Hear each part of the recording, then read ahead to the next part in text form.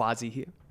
You know, all throughout history, there have been ancient societies that understood and benefited from harnessing the power of their mind. Yet, when you take a deeper look, there seems to be no mainstream media coverage of these teachings that are so common amongst these secret societies. Why? My theory is that understanding the true potential of the human mind can be so powerful that there are certain powers that be in the world that want to keep it hidden under lock and key. But today, I want to tell you about a pretty eye-opening story dating back to the 1820s. You see, there was once a New York stoneworker by the name of William Morgan who infiltrated the Freemason Society. Although he wasn't a Freemason himself, he was able to gain access to some of the more guarded secrets that they wanted to keep hidden away from the masses. And with these findings, he threatened to publish a book that would expose the Freemasons' secrets. As the news got around, panic spread through the whole Freemason Society. And in order to keep William Morgan from exposing these secrets, he was arrested under false pretenses. And when he was taken away for these made-up crimes, he was never to be seen again. Sounds kind of similar to some of today's stories of influencers trying to expose the truth and then being arrested for it, don't you think? But the reason I'm telling you this story is because what could be so valuable and secretive that it would drive people to make these whistleblowers go missing. Could it be access to some secrets to reality creation, or maybe methods to gain the power of your subconscious mind? If this story doesn't convince you of the power that the Freemasons yield by leveraging the power of their mind, then let me show you some of the most notable Freemasons that we're well aware of. George Washington, Harry Houdini, Mozart, Winston Churchill, all individuals who've gone on to change the world around us. But why am I telling you all of this? Well, despite their efforts, this knowledge of reality creation that the Freemasons knew all too well is no longer the guarded secret that it once was. And that's why, in today's video, I'm going to lift the lid on everything. After years of studying this, I've come to find that the most powerful way to control your mind and ultimately your reality is through accessing one part of your mind. And this is known as the subconscious mind. And in today's video, I'm going to show you exactly how you can do this for yourself. Now, there are two main parts to this video. First, I'm going to show you a cycle, a key cycle to reprogramming the subconscious mind, known as the self-reprogramming cycle. And next, you're going to learn why most people fail to reprogram themselves with affirmations because of one key missing ingredient known as confirmations. And this is probably going to be one of the most valuable videos you see in all of 2023, if not for the rest of your life. And, you know, I'm going to be honest with you, this is going to be long. So if you don't have time to watch this in full right now, just go through it in 2x, skim over it, watch your videos how you usually watch it, just to get the general idea, and then save it to your watch later so you can watch it in detail later on. So with that, let's get started. In this video, I'm going to be sharing with you what's known as the self-reprogramming cycle. And what we're going to touch upon is what's known as the reticular activating system and why we've been unconsciously and subconsciously programmed to be a certain way. And we've been functioning like that our whole lives. So first of all, what you must know, and what you probably already know from now, is that focus creates attraction. Okay, so whatever you focus on, you attract more and more of. In one of the previous videos, I've shared with you how we keep focusing on the wrong things, and that's why the wrong things come more and more. So we're in a state of scarcity, where we focus on expressing dissatisfaction when things don't go our way, as opposed to expressing gratitude when things do go our way. So to give an example, when I was doing business and I do business and I bring in clients into my program, when I hit my first 20K month, I was actually sad because I was looking at the clients that I didn't sign rather than focusing and being grateful for the clients that I did.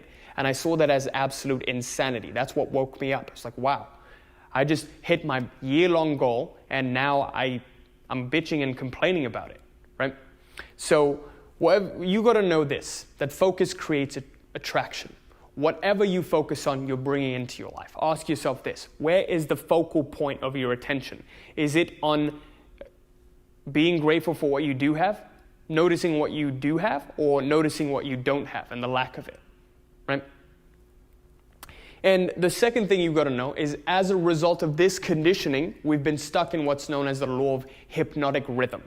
Okay, this is a concept from Outwitting the Devil by Napoleon Hill, and it's basically a way to explain why people are unable to break free from certain habits, whether this be the habit of doing an action or the habit of thinking. All right, so he says that 98% of the population is stuck in this law of hypnotic rhythm and they're unable to break free. Only the 2% are actually consciously able to think and use their minds. The rest are unconsciously subject to it.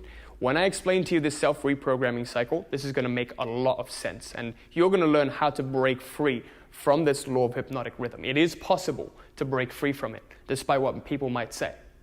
And what we want to do is break free from the unconscious conditioning we've been put through, but rather get to a point where we consciously program ourselves to create success.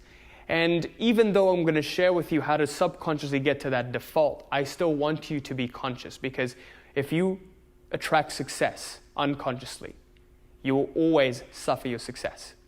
Okay? What I mean by that is, let's say you win the lottery, but you unconsciously won it. You don't know how it happened. It seems to you like it's luck, right? Because it's a one-time thing. You'll see that most lottery winners end up losing their money anyways. Right? Most people who get a win and unconsciously attract something, they lose it anyways. Kind of like trust fund babies. They don't earn their money, they don't consciously create it. As a result, they lose it. This is the poor people mindset. They want to get a quick win, quick win, quick win. Give me the lottery win, just pay my bill for this month, that's it. Just this month, I need to survive this month. They think of survival rather than thrival. This is why we're stuck at the lowest level paradigm, the paradigm of just having. Okay? So with that, let's get to the self-reprogramming cycle. And I'm going to show you why it is your thinking process is what it is right now, and how to get it to a point where you choose whatever thoughts you have and whatever you accept, okay? So first of all, what you've got to understand is that we all have thoughts, right? And this is where it starts off. It always starts off at the thought. And these thoughts come from society in the form of incoming thoughts, or they can be outgoing thoughts. This is the ones you consciously choose. Outgoing. Okay. So incoming thoughts are the thoughts you get programmed with through TV, media, advertising, whatever it may be. Outgoing thoughts are the ones you're choosing to focus on. Okay? So the beginning of the self-reprogramming cycle is at the thought. Some thought comes in, you choose to accept it or you don't, and you attribute emotion to it. You connect a thought with an emotion, and what happens is this emotion actually charges this thought, okay? So you move around between thought and emotion. You see, oh, do I like this thought? Yes or no? You begin to resist the thought, you hate it, or you like the thought and you accept it, right? So to give you an example, thought comes in, oh, Quazi's bad at making videos. And then I start to get insecure. I feel insecure. The emotion is insecurity, right? And then what happens is, as a result of that, over time, this starts to become a belief, okay?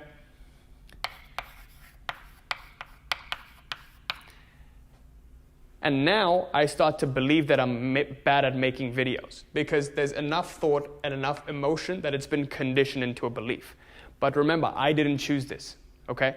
This was an incoming thought. Somewhere, maybe I saw something, or maybe I saw someone else's video, and I thought to myself, oh, maybe I'm bad at making videos. Some incoming thought conditioned me that way. Because why on earth would I choose that? Why on earth would this be an outgoing thought? So thought, emotion, and now belief is Quasi's bad at making videos. What happens, the crazy thing that happens is once I start to believe this, a little bit, I believe this a little bit, it still isn't strong enough to be a conviction. It's still not at the law of hypnotic rhythm, okay? There's still room for change.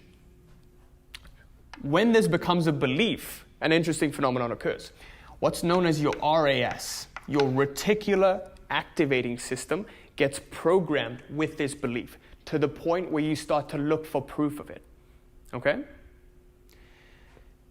The interesting thing is, once your RAS is programmed, you start looking for this, whether this be consciously or unconsciously. More often than not, it's unconscious. You unconsciously start looking for proof of this, right? Your mind just gets programmed to ignore all else and just focus on this belief. So initial thought, this was a bad video, right? Maybe I say this, this is a bad video. And then the emotion is like, oh no, this is a bad video. And over time it goes, it gets charged up with the emotion, and I go, shit, Quazi's bad at making videos, belief. RAS gets programmed.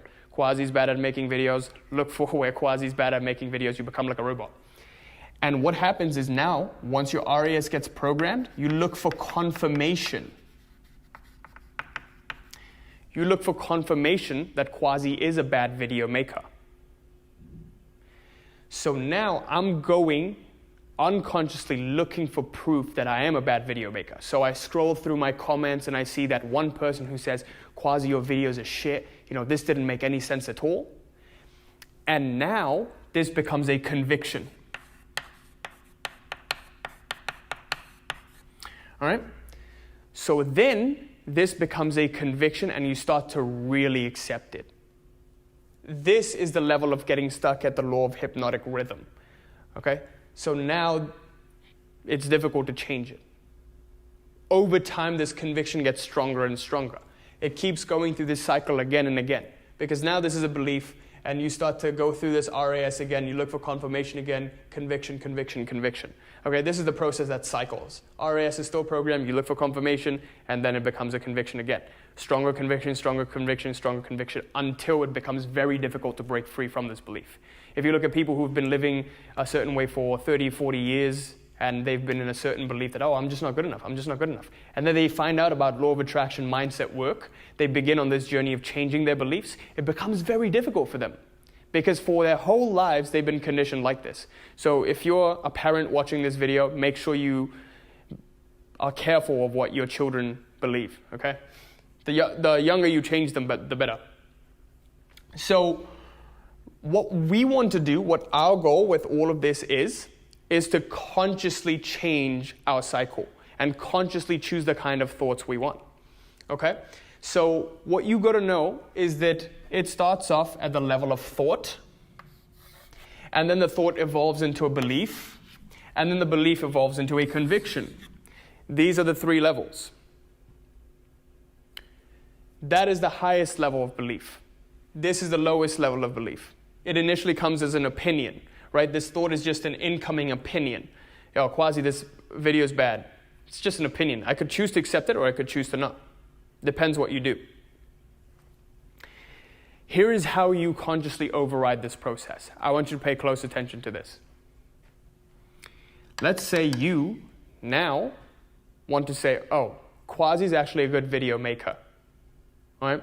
I want to program myself with Quazi's good at making videos so that I can confidently keep making videos like this.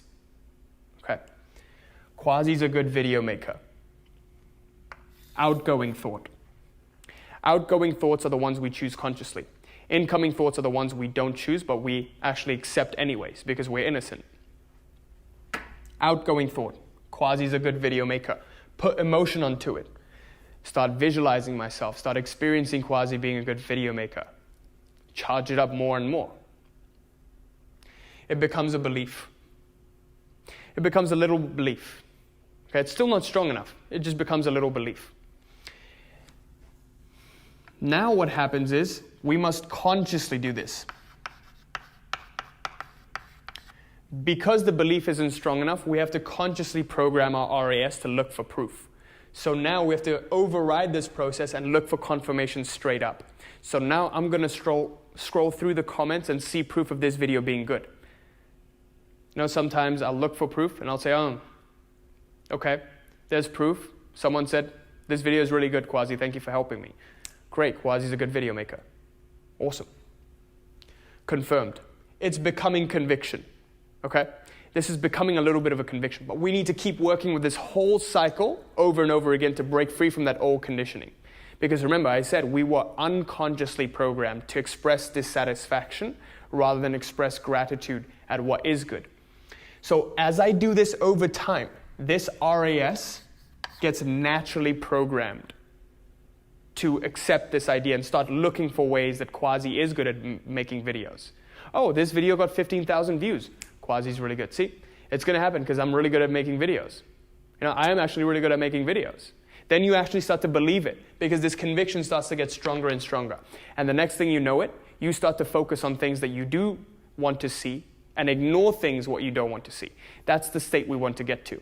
Ignore the 1 or 2 haters you have on your videos and focus on the likers, the people that actually liked the video and benefited from it. Right? Because not everyone's going to resonate with what you're saying. There's going to be some haters anyways. So this is the self-reprogramming cycle. And this is after years of understanding all of this stuff, learning all of this stuff. This is what we teach in the Reality Mastery Program for my clients. This is what I've personally used in my life, what I've come up with. And 100% you want to intercept it at this stage, at the thought stage. Be careful what you accept. This is an incoming one, and this is an outgoing one. Outgoing ones you want to be careful of. What we do nowadays is we take the incoming thoughts and make them outgoing thoughts. You don't have to accept the incoming thoughts. They're just ideas. Remember that. Someone says, oh, there's going to be an earthquake tomorrow. You don't have to accept it. Right? You can be prepared for it, but you don't have to worry about it 24/7 and send it out and talk to everyone like, oh, there's going to be an earthquake tomorrow, earthquake tomorrow, earthquake tomorrow. No. You become prepared for it. You inform people. No panic. No emotion. No emotion at that stage. Oh, Quazi's bad at making videos. Oh, that's your opinion. That's your opinion. Right? And then this doesn't become a belief because there's no emotion onto it. You didn't put any emotion onto Quazi's bad at making videos. This was a bad video. Maybe, but that's your opinion. Right? Other people are saying it's good, other people are saying it's bad. So this explains why, we scroll through our videos and we see the one bad comment and we're like, shit, this was bad. 2 bad comments, shit, this was bad. Right? So we're trying to protect something. We're coming from scarcity. Our RAS has been programmed to notice the bad instead of noticing the good. So we want to use this whole cycle to override this process. Let's talk about affirmations. First of all, what you got to understand is that affirmations are catered to changing your own beliefs at the subconscious level. Now, as we've grown up, we've heard certain things, we've seen certain things, we've experienced certain things, and they've wired us to be a certain way. As a result of that, we have developed this own self-image for ourselves, what we're capable of doing, what we're incapable of doing. So what affirmations are tailored to do is change this self-image at a subconscious level. So if used correctly, they can be very, very powerful. But the problem is most people use them incorrectly. And I've had to learn this the hard way myself. Why most people fail to use affirmations correctly is because they're not able to understand how the mind actually works. Now, see, how the mind works is that it works on division and multiplication. So any single thought that you have, when you try to push it off to the side, let's say you have a doubt about yourself and you have some fear. Let's say you're about to get on stage and do some, go for an interview or, give a speech. And you have all of these fears, all of these doubts. What most people normally do is they try to get themselves to feel better. They're like, oh no, don't feel bad, just feel better. Instead of working through the fear, moving through the thought, moving through the nervousness, they try to resist it. So when you have a thought, a fear, and a doubt, and you don't like it, you try to resist it, what happens is this creates more multiplication and division. So it starts to replicate itself more and more. So to give you an example, if I ask you to not think about a pink leopard, all you can do is think about this pink leopard, right? So this is how the mind works. Any thought that you have, you try to push it off to the side, it actually multiplies and divides out more. just the same way, what most people do is they use affirmations as a resistance to their current situation. Okay, so most people, when they feel sad, they say, oh no, I'm happy. And when they feel insecure, they say, oh, I'm confident, and they puff and puff their chest and move around like that. And when they feel poor, they say, oh, I'm wealthy, and all of that, right? So they use this affirmation as a resistance to their current situation. The problem with this is that it creates this same resistance, which in turn creates that same focusing effect, multiplying and dividing out this thought, this limiting belief that you have, more and more. So this keeps replicating on and on and on until it becomes rooted in your current reality. So this is the reason most people battle with their own beliefs. And when they battle, this keeps this belief alive more and more. So we've just seen that resisting it is not effective at all. And most people use these techniques, these visualizations, these affirmations to actually resist their current situation, which keeps it alive more. So you might be asking, oh, what do I do instead, Quazi? What was the breakthrough for me personally? Well, as we've concluded, when you say these affirmations like, I'm confident, this actually creates more resistance. Now, what you got to do is, now that you understand that the mind works in division and multiplication and that we've been conditioned over time, we have to consciously brainwash ourselves. So we have to condition ourselves to believe something that we actually want to believe over time. Okay? The shift may happen instantaneously, but if the shift happens instantaneously, you keep getting haunted by these past thoughts. They'll always come up because they're rooted deeper than you think. So we got to keep working with it until we've overcome that previous conditioning and we've confirmed become. This is what we do in the Reality Mastery Program. We condition ourselves more and more to who we're becoming rather than who we were. Most people keep staying stuck in the past by the resistance, right? By propagating the old thoughts and beliefs. So you got to understand, first of all, how the mind works and how to brainwash yourself consciously. This is how you effectively use affirmations. So now that we've concluded that the mind works more and more in multiplication and division, we can use that to our advantage. Okay? So now I'm going to share with you 2 keys that's going to teach you how to actually condition yourself over time to change your beliefs. So with that, let's get to it. First of all, what you want to do is you want to use affirmations at least resistance, okay? What that means is whenever you're in a situation which you don't like, don't use the affirmation to turn the situation around. Before you get on a sales call with someone, if an entrepreneur like myself, you get on a sales call, or let's say you go to a big interview and you feel this resistance brewing up, don't resist it. Instead, feel into it. Don't use the affirmation at that time. Because what that affirmation is essentially doing is it's trying to resist your current situation. Instead, just feel into it. Just let the fear be. Let the anxiety be. Because when you fight it more and more, it keeps it alive more and more. When you let it be, it dissipates. It dissolves. Because your attention, the nature of your attention exists in 3 qualities. There's positive attention, there is negative attention, there is neutral attention. Positive and negative attention have the power to attract and create reality. Neutral attention has the power to dissolve reality. So what we want to do is put neutral attention onto that nervousness that we feel, onto that anxiety we feel, and watch it. Just basically watch it, observe it, experience it, okay? When you do that, you'll see that slowly, naturally, the fear will dissipate anyways. If I were to go up on stage, right, and do an interview, if first of all, I just worked with that feeling I was feeling, let's say I feel really nervous, I went up on stage and I said, guys, this is my first time speaking on stage, by the way, I'm really nervous. If you can't see it, I'm like shaking. You break it with humor, right? You laugh at yourself. And humor is a powerful quality. We were actually discussing that in the Reality Mastery Program with one of my clients. How humor creates separation from yourself because now you're too identified with the mind, what the thoughts are, what it's telling you, with the body, how you feel. But when you use humor, you start to look at yourself in the third person.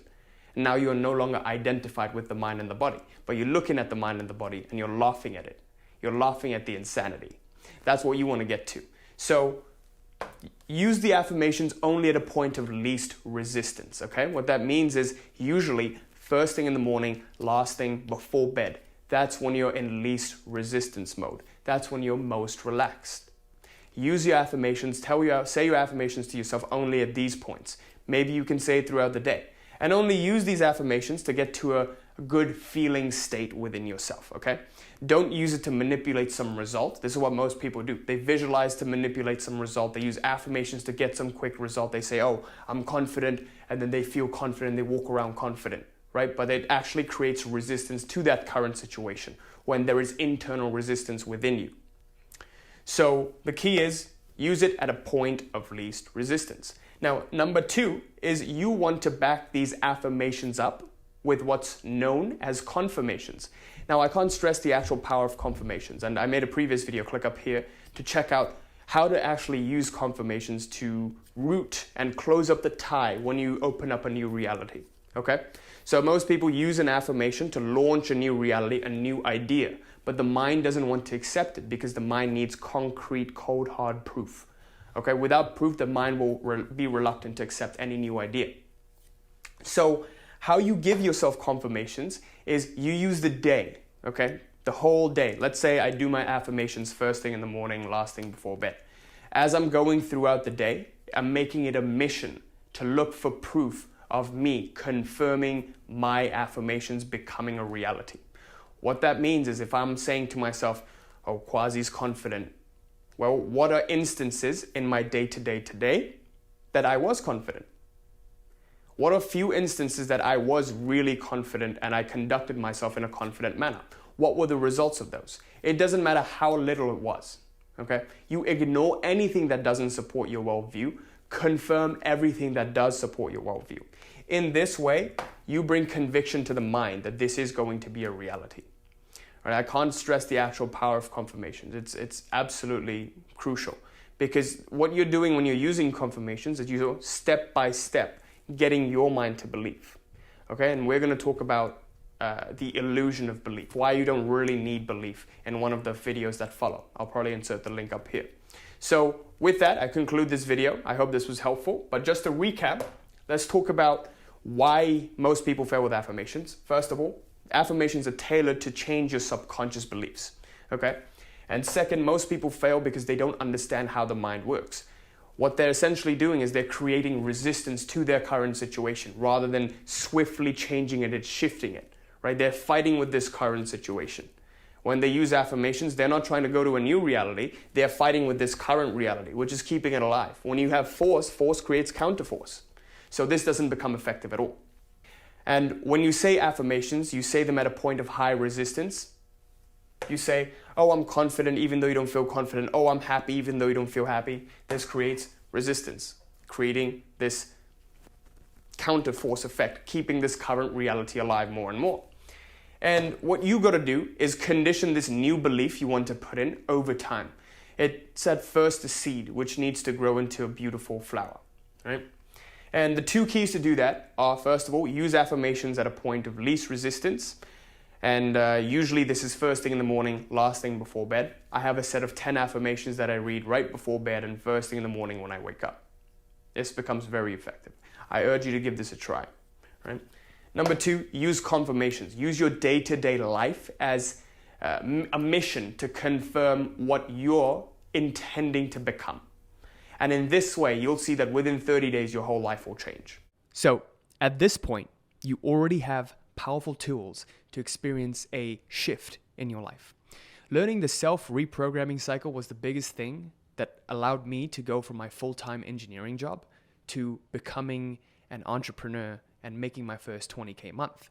However, there was something else. I didn't just have to change my mind. I had to shift everything about me, my whole identity. When I became a different person, I was able to go from being a corporate slave, listening to a boss and following orders, to ultimately becoming a 7-figure entrepreneur, doing what I want and having the kind of freedom that I wanted in my life. Not only did the way that I think have to change, but the sum total of who I was had to change. How I viewed myself, how I viewed life, how I dressed, how I spoke. Everything about me changed. If you don't believe me, you can look back at my previous videos from 3 years ago. When you learn to shift your identity, only then are you able to make a permanent shift in your life. Now, after helping over 1,000 clients, we found that there are 4 main pillars that allow one to attain an identity shift. Number 1, awareness. You must first become aware of your current self to be able to take a step back from it. You can't see the picture if you're in the frame. Number 2, clarity. Getting clear on your new identity and who you've chosen to become. Number 3, creation. Learning to create that desired identity through the art of identity shifting, methods of identity shifting. And last but not least, the pillar of coordination. Learning to coordinate through the tests that this new identity will face. If you can master these 4 pillars, you become a master of your reality.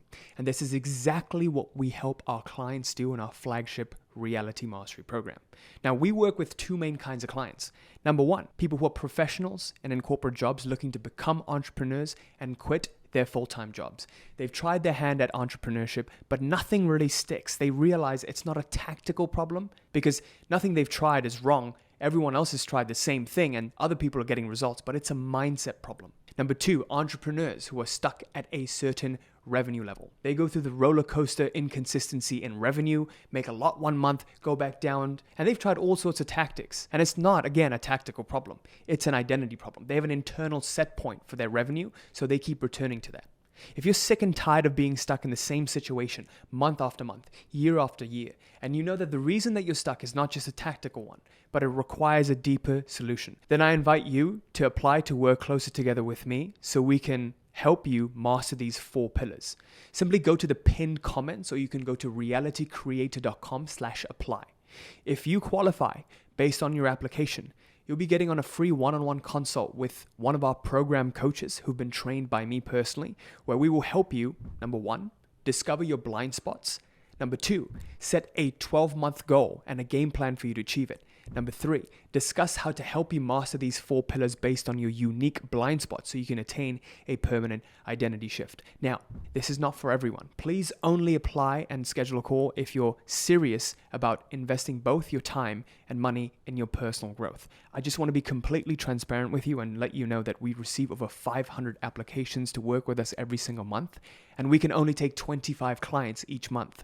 So our spaces are reserved for serious applicants only. Just go to realitycreator.com/apply to fill up an application, or you can just click on the pinned comments down below. I look forward to seeing how we can help. Thanks.